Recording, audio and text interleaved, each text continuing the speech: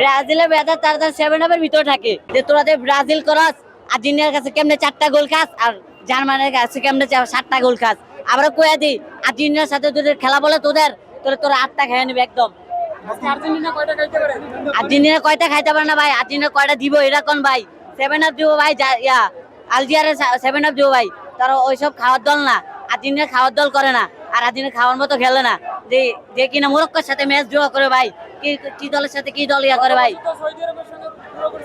ভাই সৌদি আরবের সাথে ভাই এটা ভাগ্যের খেলা, তারা পায়ে গেছে ভাই, ওরা ভাগ্যের খেলা হারিয়ে না। এবার প্রথমে দেখা যাক কে ভাগ্য কার ভাগ্যে কুতিকটা করলো ভাই। ব্রাজিলের মেধা নাকি মাথায় থাকে না, তাহলে কোথায় থাকে? ব্রাজিলের মেধা তারা 7-আপের ভিতরে থাকে। তারা ব্রাজিলের 7-আপ দিয়ে ঘোরে আর তাদের ব্রেনের 7-আপের ভিতরে থাকে। আচ্ছা, আবু বলছিল যে ব্রাজিল আর্জেন্টিনার লেভেলে নাই, তুমি কি সেটাই মনে করছো কিনা? আমরা আপনাদের কাপ নিয়ে বসে থাকি না। আমরা মেসিকে 2022 সালে কাপ নিতে দেখেছি এবং ইনশাআল্লাহ 2026 সালে কাপ নিতে দেখবো। থ্যাংক ইউ, ঠিক আছে।